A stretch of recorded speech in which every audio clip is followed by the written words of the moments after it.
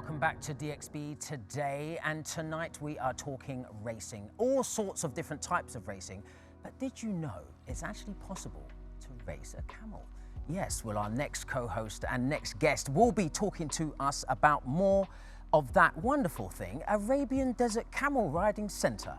Linda Krockenberg, thank you so much for joining us. Thank you so much for having me. Thank you. So tell us more about camel riding and racing. This is something that not a lot of people know that you can actually do. Yes, which is kind of the surprising thing, right? Given the fact that we're here in the Middle East where there's probably more camels than horses, yet the horses take center stage when it comes to riding sports. Until 3 years ago, I would say, when there is, I would say, a bit of a renaissance when it comes to introducing riding again to the camel, which is how it used to be in the past. Yeah, I remember back in the day that you used to see the young children on the camels. Now it's robots. Yes. You know what I mean? But now people can actually ride them as well. Yes, racing camels has a long tradition and history, and yes, also I would say a dark chapter with the children jockeys, which then were replaced by robots, as you said. And that really made it unnecessary for humans to ride anymore. We had cars for transportation, the jockeys for the races, which are there's still a human factor, we just don't see it so much. But yeah, the desert is best explored on the back of a camel, I believe. And after traveling by camel rather far through the riding school, we thought there's also a way of going fast. So we launched the... Try it harder, let's go. Yes. Fast. And we saw others do it, especially the Emirati men's heritage races. Yeah. So I thought the camels are there, we are there.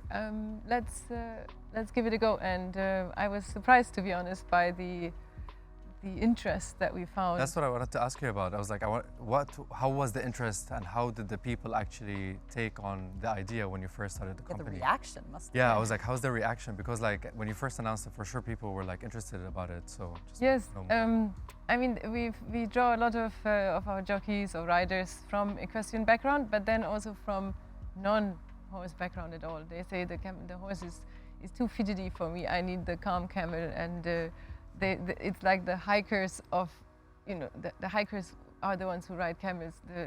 The runners or the fast ones, they go horse riding. But nevertheless, yeah, of course, initially the reaction is a bit surprised, I think. But it starts to become more and more normalized, and it becomes more and more common to have a friend who rides camels. And are there competitions? For example, do you guys race in competitions here or maybe Yes. somewhere else? So back in 2021, we had to tackle both ends of this equation. We had to found a team, but the team wanted to train for a competition, so we also had to found the competition without having a team. So we built both sides of this aspect of racing, and we launched C1 Championship, which is a 5-race series to build some consistency. And if you had a bad race, maybe the next one is better, because it's a point system at the end of the season. So we competed locally in Al Marmoum, in Dubai, and last year was the sort of breakthrough in Saudi Arabia with where they launched the first all-female racing category in Al Taif. And we've just come back from Al Riyadh 2 weeks ago. We've been competing against Saudi jockeys, Saudi women jockeys. Nice. But yeah, the Dubai team took home first, second, and third. Way to go, Dubai. Dubai, yes, David, what are you thinking over here? How does this compare to your world?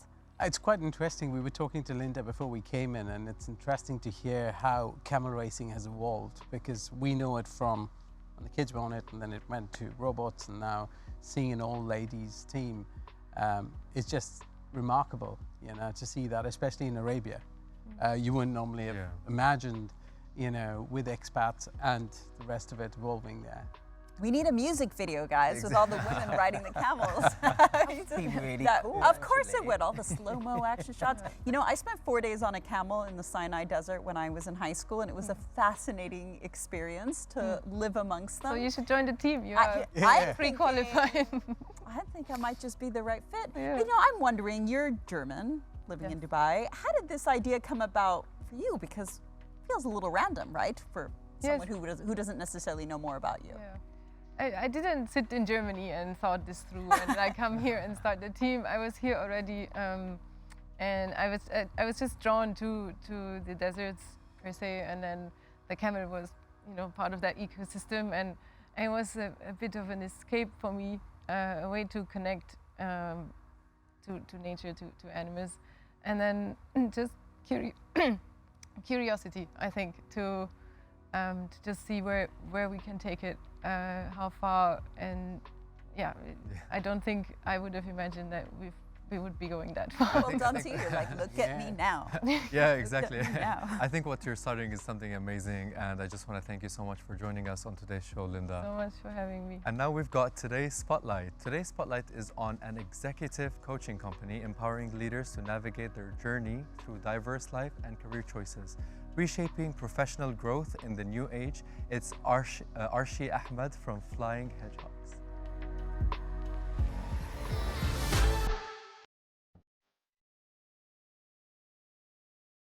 Hi, I'm Arshi. I'm the founder and CEO of Flying Hedgehogs. So imagine this, a hedgehog about to take flight against all odds. That's what my practice is all about, really empowering leaders, helping them with their career prospects, and letting them be the leaders of tomorrow. At Flying Hedgehogs, we're trying to address the growing need for executive coaching, trying to navigate through multi-generational teams, technology, AI, and a very competitive career landscape. Together, we will make sure the leaders are in a safe environment so they help develop and grow and unlock their potential. So 22 years of corporate experience, a INSEAD certificate for executive coaching, and really watching all of my clients transform. I think this has been the biggest milestone for me, is to create those personal connections and to really watch people grow.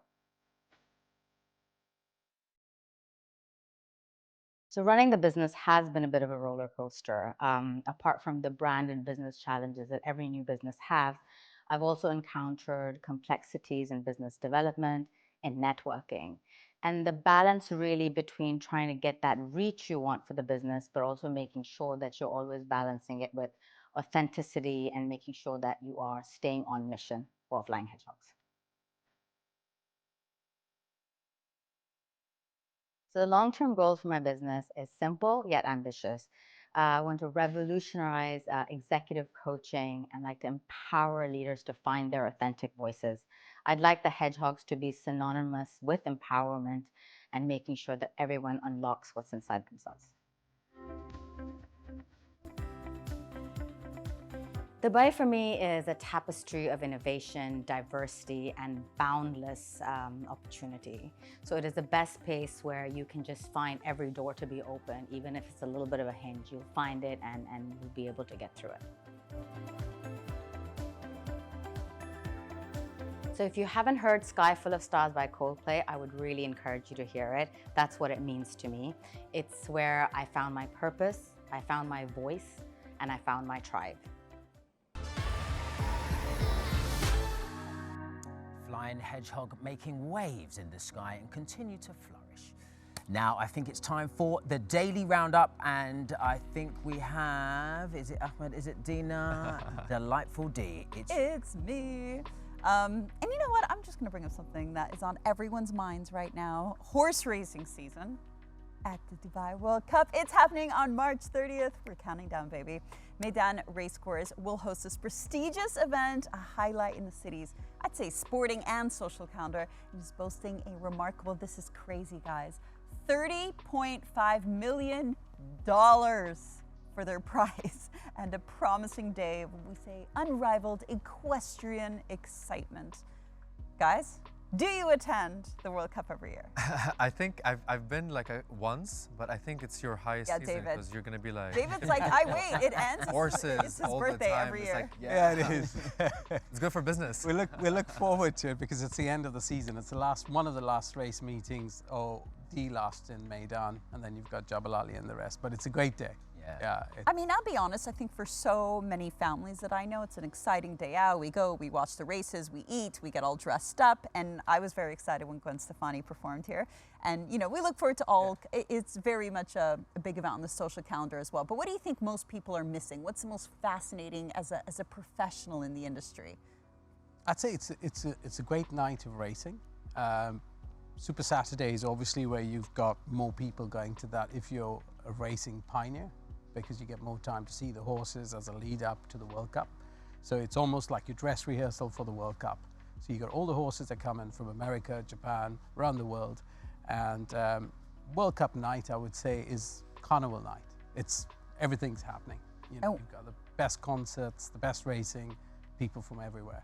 And when you eye those horses, are you able to tell tell who's who's gonna more win? likely to win? Well, no, seriously, is that a thing? You Dina, I knew that question was coming. Well, yeah, From some one of us, wanna from know. one of us, it's definitely gonna come. Yeah. So I've got to say something first. So I steward on the panel for Emirates Racing Association. So as some of the horses that come through, Japan has had quite a few horses coming through this year, and there's horses that have been to Saudi Cup that are coming through here. I think someone to look at this year's national treasure, American horse that's done fairly well, races on the dirt. So we're racing on the dirt here as well. Be interesting to see how he goes. Inside scoop, you heard it here first, guys. I'm You gonna heard go, it here. I'm gonna go with some like local talent. I think, you know, I mean, someone that doesn't have to travel so far. Godolphin, And you know what I for mean, sure. the Godolphin. Godolphin. Who's been Godolphin's eating more team. than hay for the last week? For sure. Wonderful. We've got so much to talk about, so stick around and let's see what else is coming up on today's show. Amy brings us exclusive moments from Middle East's leading international art fair. It's Art Dubai, and don't we all love it?